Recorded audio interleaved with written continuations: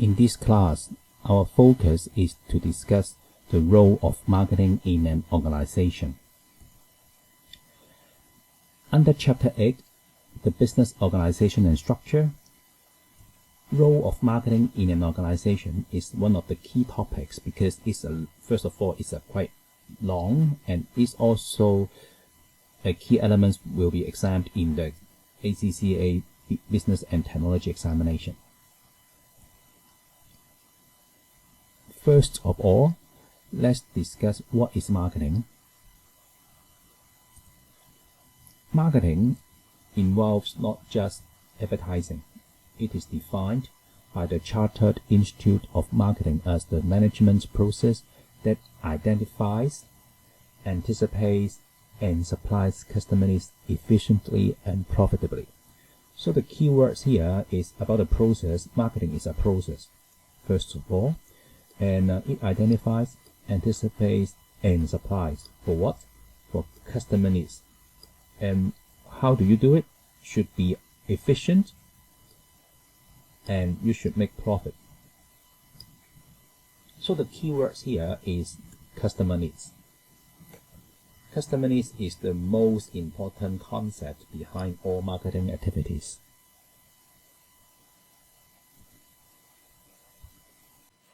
So here, the core is customer needs. As we mentioned, under the definition provided by Chartered Institute of Marketing, the CIM,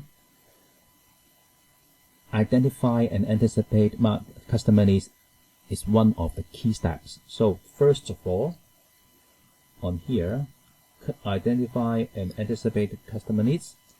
The marketing department has to do is market research. They have to perform market research to understand, to identify what are the customer needs, as well as whether they can anticipate the needs. Once you have the data generated from the market research, next step is to have your product. So you have to supply your customer needs by deliver your product. You have a good product design, or you develop an excellent product that can meet all customer needs. So here is about the product. Once you have the product, you have to think about whether or how you can distribute your product to your customer. Whether it is efficient, or you have to spend a lot of money and time to do it. So it's about the efficiency on distribution, how your distribution network will be built to deliver your goods to your customer. And once all this process, the market research you have done, you have the product design already, you have built the product, and you also consider how you distribute the product to your customer, you have to think whether when you fulfill the customer needs on this way, whether you can make profits or not. It's about the pricing. So here about the profit, that means you have to set the price. You have to decide the price, and do you need any promotion in order for you to attract your customer awareness as well as to make profit from it. So here we just talk about what are the behind the customer needs and what you need to do in order to meet the customer needs. And next is about marketing mix. Marketing mix is the set of controllable variables that a firm plans to produce desired results from each chosen target market. We just mentioned about what is marketing. Marketing involves the management process that identifies, anticipates, and supplies the customer needs in an efficient way, and you can make profit from it. So marketing mix is a tool that can work for you to produce the desired results. And there are 4 different controllable variables.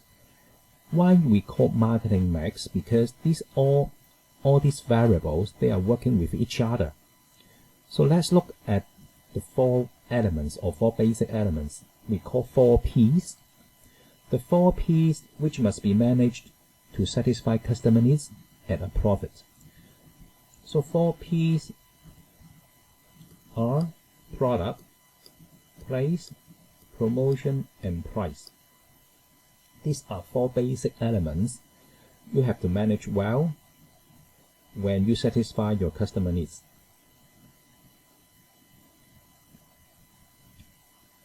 As said, marketing mix means all these 4 elements have worked well with each other in order for you to achieve your desired or your desired marketing objective with profits.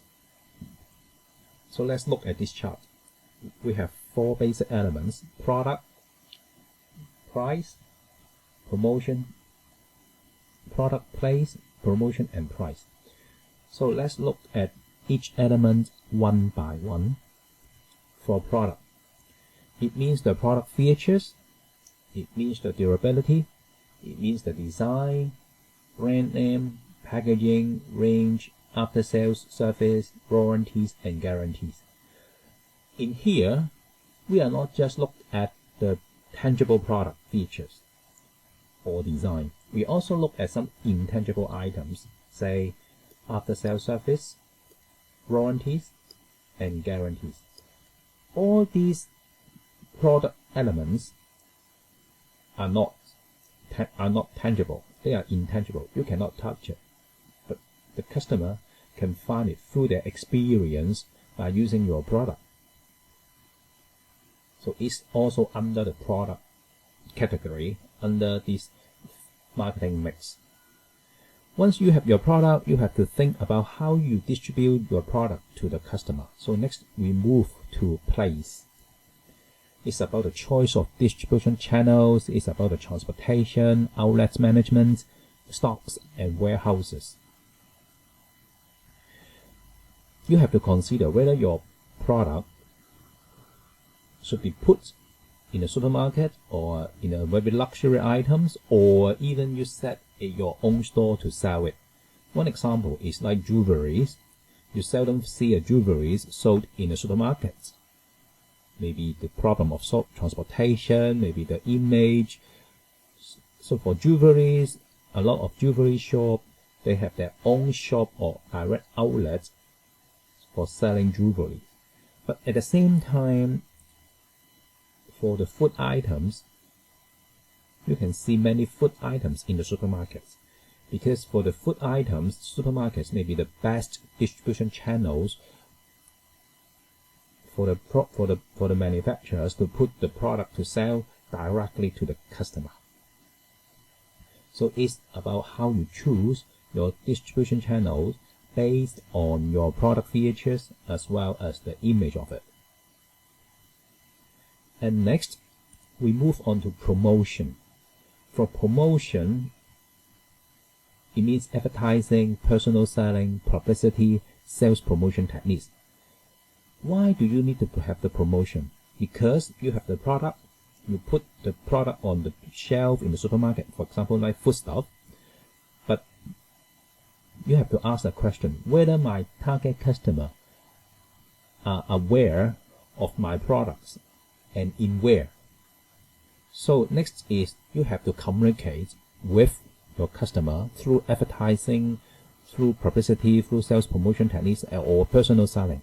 You have to inform them so they can take action to buy your product at the right place.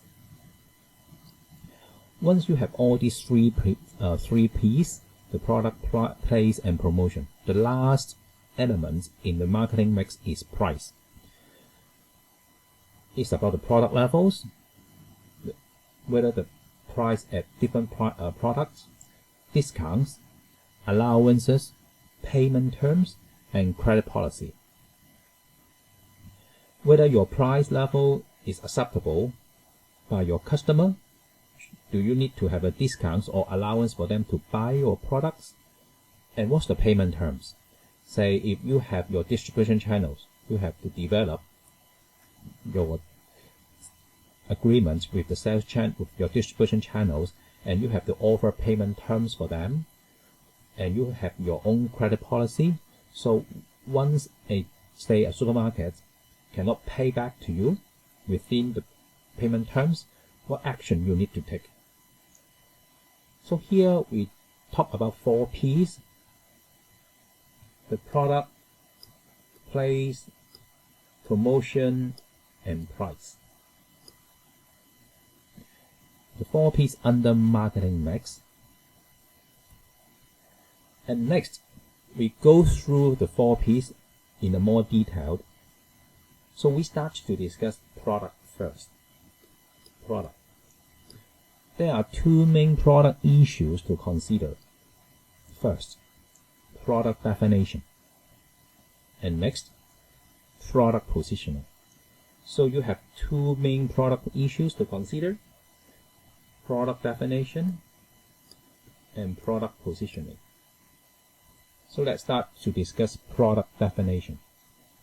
For product definition, the main issue regarding product is to define exactly what the product should be. This can be done on 3 levels. Remember, there are 3 levels to define exactly what the product should be. First, core product. The core product refers to the use, benefits, or problem-solving service that the consumer is really buying when purchasing the product. Because for product, it means that it can solve the customer problem, or how the product can benefit to them. One example is like a person would like to go from point A to point B. So you provide a product for this person that he can go from point A to point B with the most efficient way and cost the best way to do it. So here you provide a solution for this person to move from point A to point B, and you solve his problem. Then it's your core product. It doesn't mean that it's a really tangible item. You make a solution for this person to solve his problem. So once you have your core product, you understand what are the customer, how they use it, or what are the problem. The next level is actual product.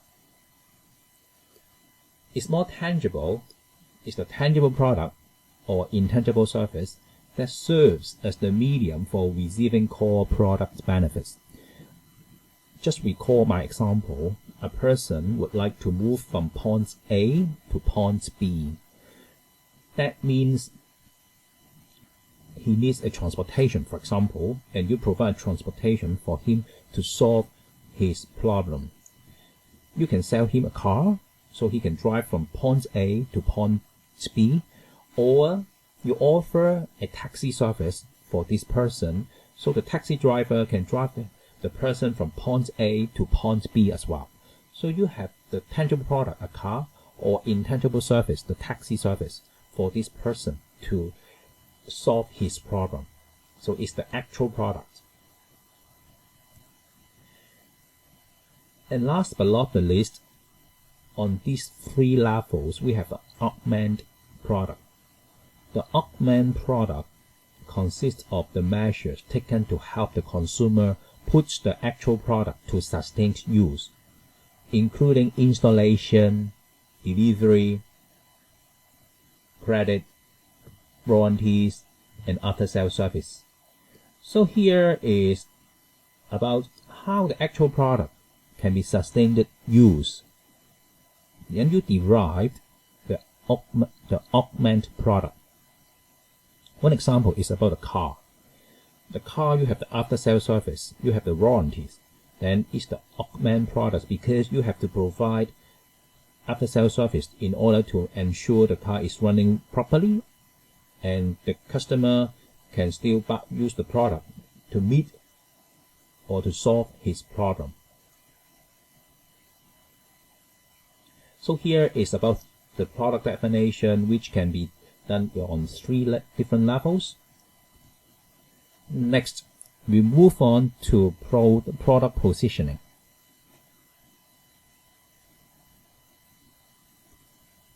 With all these factors, the question of product positioning is critical.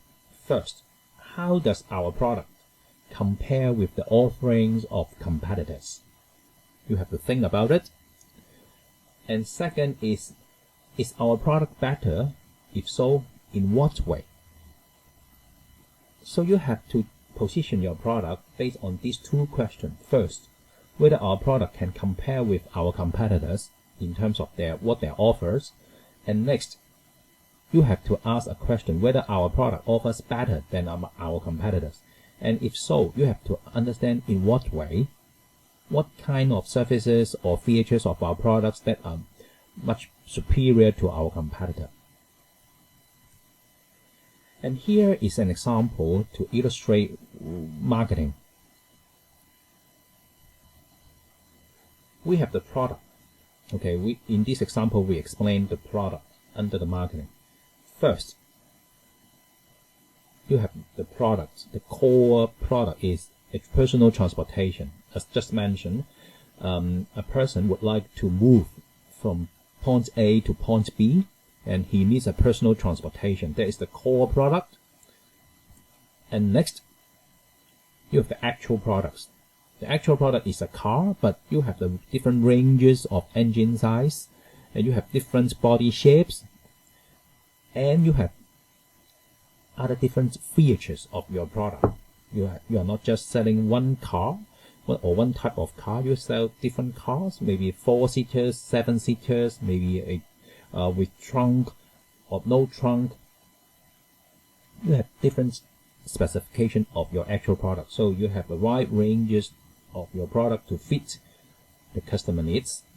Remember, marketing is all about customer needs. And then is the augment product. Okay, you have a car, is the core product. You have the actual product. Here is the personal transportation. Here's the actual car you would like to sell. And then next is about the augment product. That is the manufacturer's warranty or dealer's discounted service contract.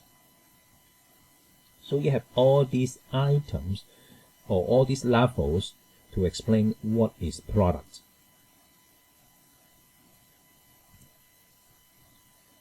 After discussing product, let's move on to the second elements under marketing mix.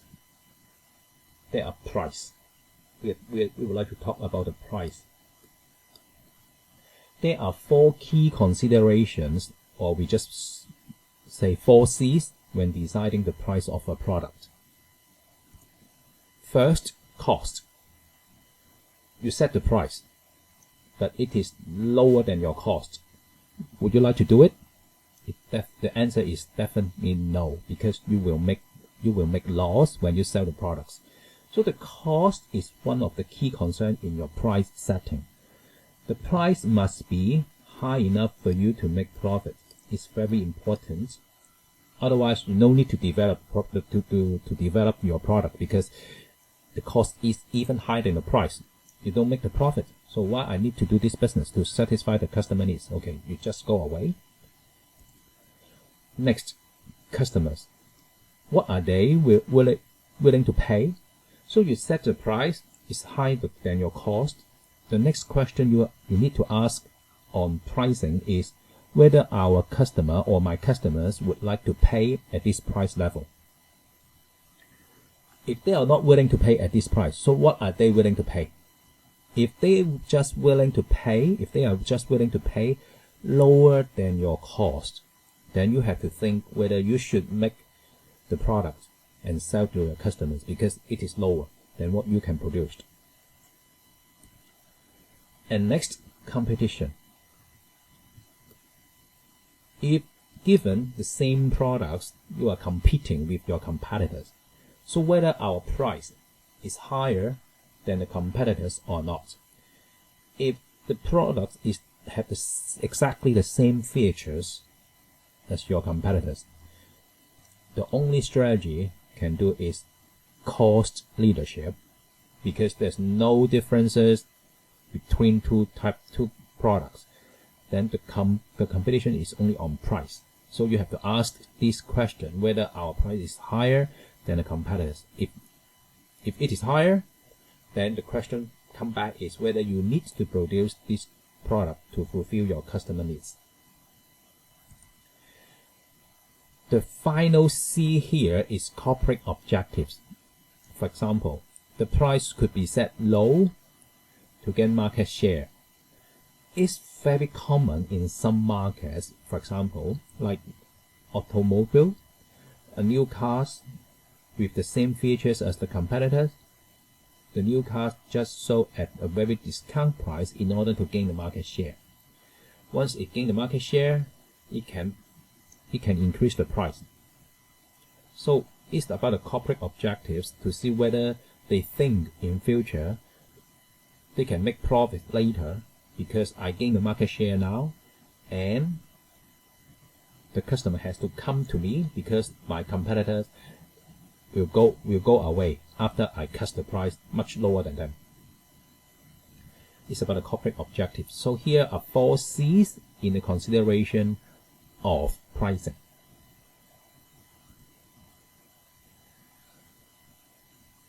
These considerations can be blended to give a range of pricing tactics. For example, cost plus pricing, penetration pricing, price discrimination. So what is cost plus pricing? It is the cost per unit is calculated and then a markup added on the cost. It is quite simple for cost plus pricing concept. Just add up a markup on your cost, then it's your price sell to your customer. For penetration pricing, it's a low price strategy to set to gain market share. So it is quite simple and straightforward. When you have your competitor in the market, you just lower the price much lower than your competitors, gain all market share into your product, and then you kick out your competitor and to gain market share. And next, price discrimination. The price discrimination tactics or strategy is you set different prices for the same product in different markets. One example is the railway fares. In the peak hour, you set a higher price for your tickets, but for the off-peak hours, you set a lower price for your rail fare tickets. You have discriminate different segments of your customers, because for those they have to travel back to the office. They have to crowd your train. It's under the peak hours. They are willing to pay higher prices for the transportation, but for the off-peak hours, people are not that rushed to the offices or work, so they are not willing to pay high price for the tickets. They are willing, say for example, to switch to other transportation mode if it is too expensive for them to take the train. So you set a lower prices for those off-peak hours in order to attract more customers or more travelers to your train services.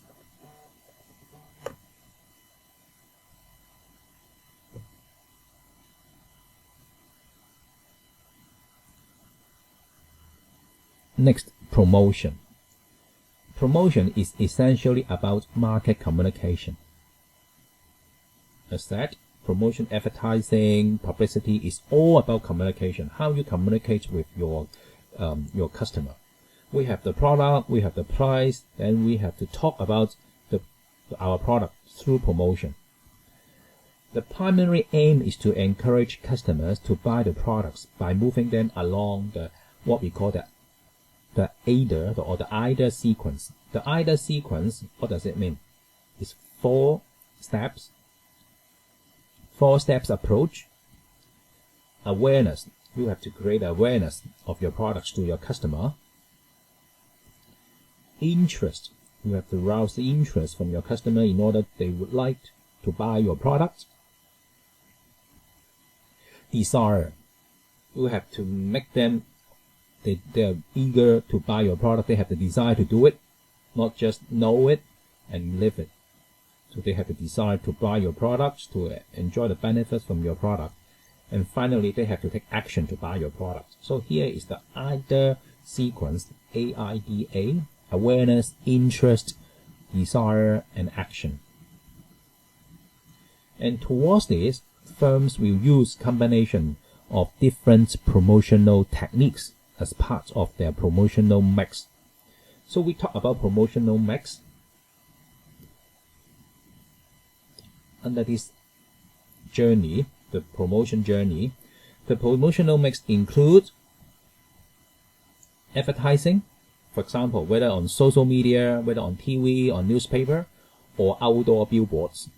Here is about the advertising. And then it's about sales promotion techniques. So it's like buy one, get one free. It looks like more very attractive for these promotion techniques. Buy one, get one free. So you get more customer attention on your product. And then is personal selling.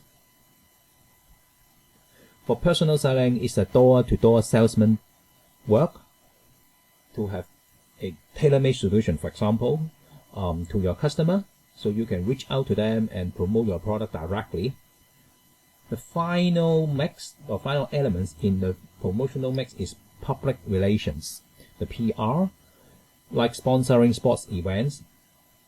So once the people go into the sports state or the stadium to enjoy the sports events, they know your brands and they know your products. You have the PR value generated from sponsoring sports events. And for different elements under this promotion mix, they serve different purpose in the journey, the idea here, like advertising. Advertising can be awareness, can be interest. Like public relations, it can be awareness, interest. And personal selling, it can create, say, desire, action. And sales promotion techniques is mainly on actions. So here, for different elements under promotional mix, they serve different purpose. If you would like to drive action, it's properly for you to do more sales promotion, because like buy one get one free is just direct to the customer decision point to take action or not. If they find it's relatively cheap and worth to do it, so they will take action to buy your product. But if the customer, they don't know your product, then you have to do the advertising maybe through the outdoor billboards or on TV, so your customer know your products, to have the awareness first and drive their interest. May have the personal selling, for example, or public relations for them to have some interest on your products, and then finally drive to their desire and action through, say, sales promotion techniques.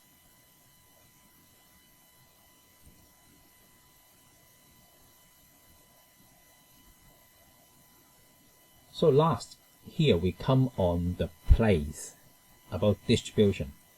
The key decision under place is between selling direct and selling indirect. So direct or indirect.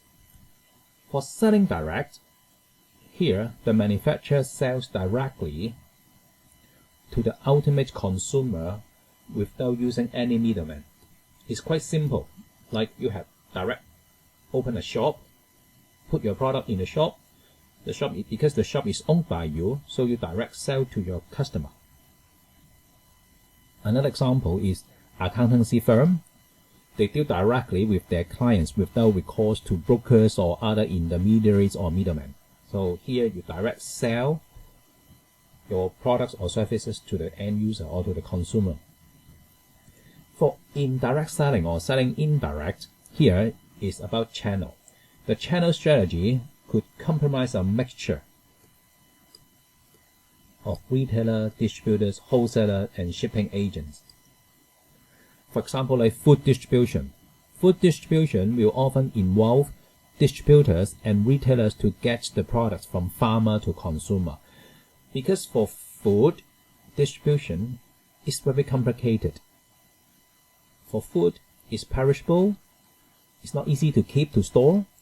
Then from the farm to the consumer, it involves a lot of parties participate in the transportation and to ensure on the distribution, because you have to ensure the consumer enjoy the best quality of food from the farm. You have to have the very best or high quality of refrigerator, and good transportation trucks, a lot of things, and very high or very advanced warehouse to keep your goods or products. So under the whole value chain or logistic chain, different parties will be involved, because as a farmer you cannot invest like the trucks, like the warehouse, or you have to invest in the outlets as well, because it incurs a lot of costs to do it. So many farm products, they use distribution or channel strategy by selling in this indirect method.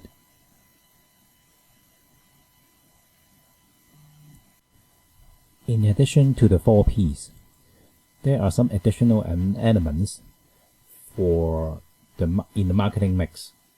It's introduced by Kotler. 3 more items or 3 more elements. First, people.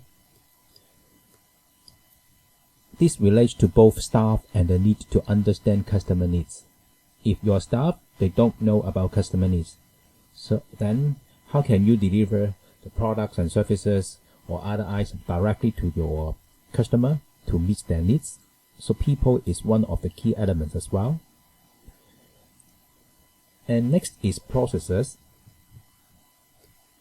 For processes, these are the systems through which the service is delivered. If we have good product, good place, we identify the place, we have the good pricing and promotion. So how our services are delivered to the customers to meet their needs. So we should have the systems. So the processes is another key element on top of the 4 Ps. Another piece as an additional element is physical evidence, like testimonials, references regarding the proposed service. If we have so-called word of mouth for our products or services, then it's easier for us to sell and accepted by the customers to meet their needs.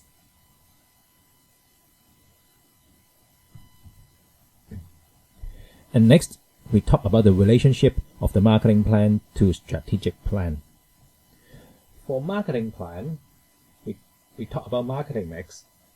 And now it's time for us to understand how they relate to the strategic plan. The marketing process impacts the strategic planning process of an organization in the following aspects. First, strategic analysis of the firm and its business environment. Marketing analysis will include many things, and we need to focus what are they and how they are related to our strategic planning. And next, strategic choice.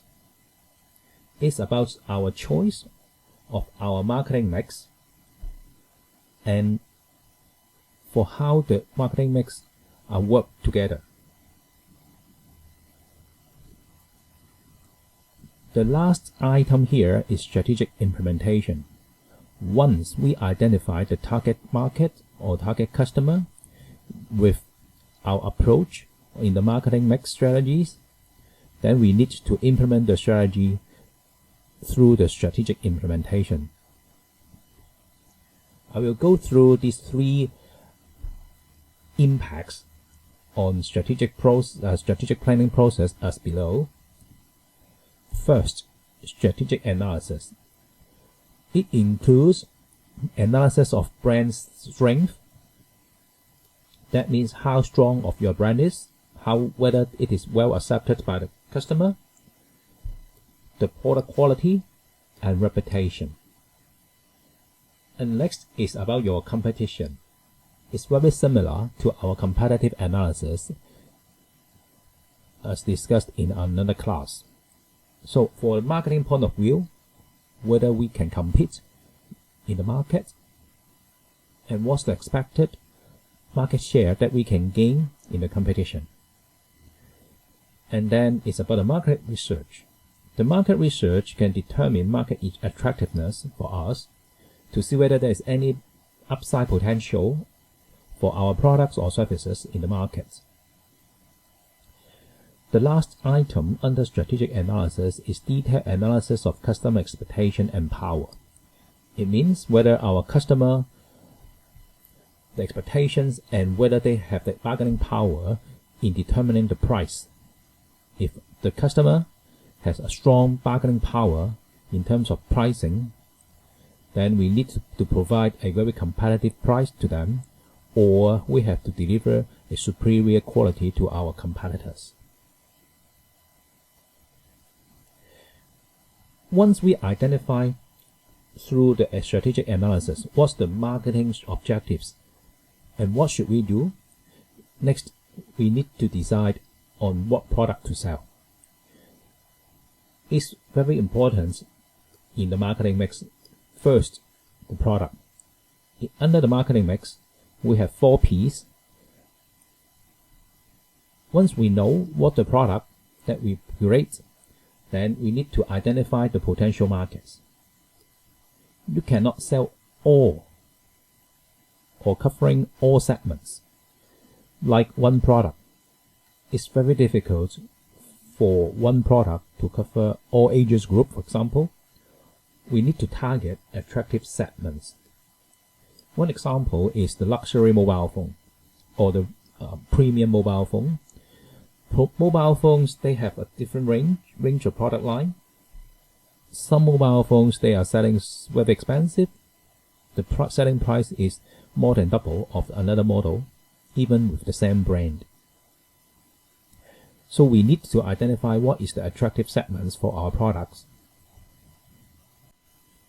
And next, developing strategies for each of the marketing mix variables. We have 4 P's: product, price, place, and promotion. So we need to do our strategic choice here to develop the strategies for each of the marketing mix variables that we can work for, or for the team to work. And the last stage is strategic implementation. The strategic marketing process cannot be complete without any implementation. So this strategic marketing process will be ended or concluded by a right strategic implementation. For example, setting budgets for advertising. We cannot sell all the products, or we cannot do all advertising for all of our products. We need to set a realistic budget for advertising and also to measure it, to see whether we are spent with appropriate or returns from the advertising. Next, we need to set targets for sales revenue, market share, and brand awareness, and monitoring and control. That means we set the budget and we look at how many that we spend on advertising and what we expect or the target for sales revenue with respective advertising budget. And we need to monitor it and control it. Once we found the advertising is not efficient or it doesn't work, then we need to revise our advertising budget as well as the sales revenue. Or on the other hand, if the advertising is very effective and can drive up the sales revenue much more than expected, then we need to fine-tune on the sales revenue target to make sure we have a good supply chain to have an adequate supply of goods for our customers to fulfill their needs. So the strategic marketing process is very operational by the end of the process, that is strategic implementation. Next, I would like to share with you some additional learning points on the relationship of the marketing plan and to the strategic plan.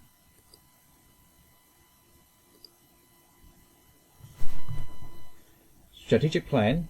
The strategic plan of an organization is formulated in order to achieve the organization's long-term objectives. A typical planning horizon is 5 years. So for 5 years, strategic plan is quite common in the commercial world. So this may depend on the nature of the business. Some business may be even shorter, like high technology company. The product life cycle or the technology cycle is very short, so the strategic plan might be shorter. The strategic plan sets objectives.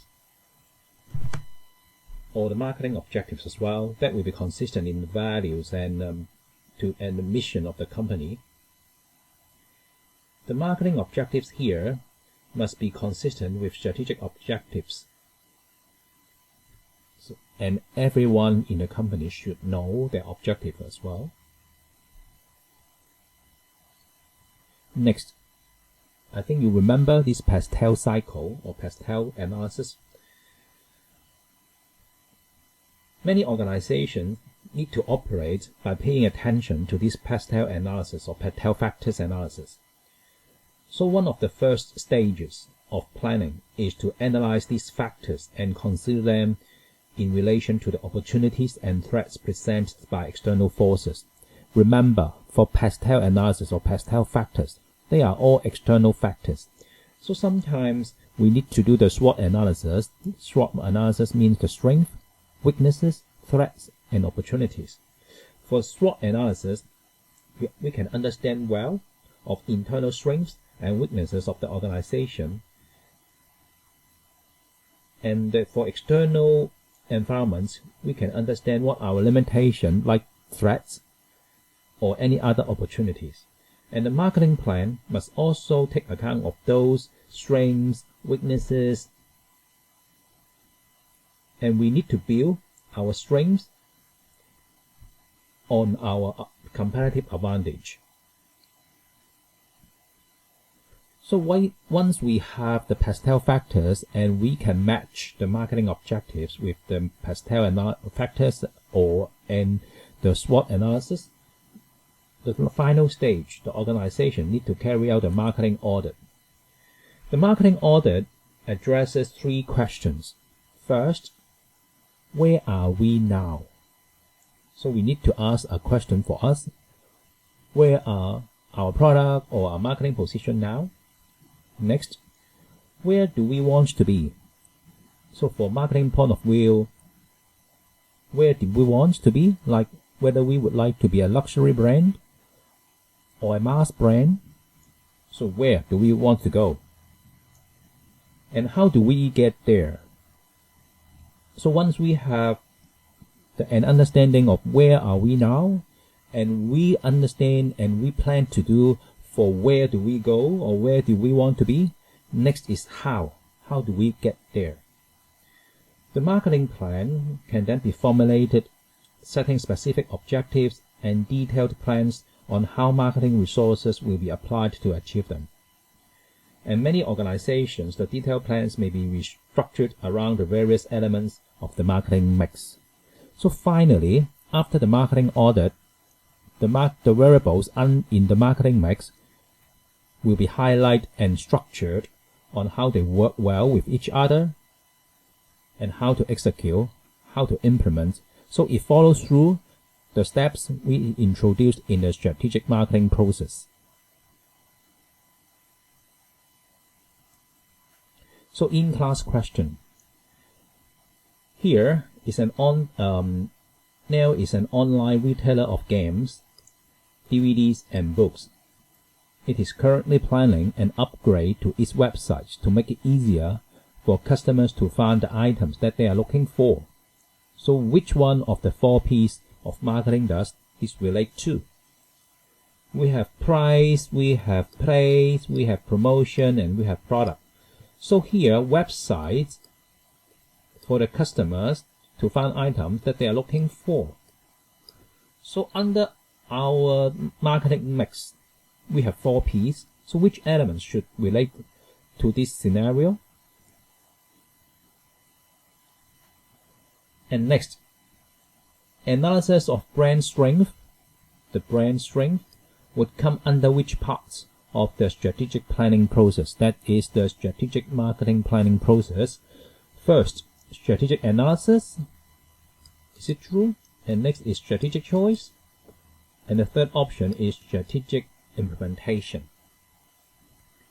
So remember, for our discussion on 3 levels of strategic planning process or strategic marketing planning process, we have strategic analysis, we have strategic choice, and also we have the strategic implementation. So analysis of brand strength, what do you think it should fall into which category?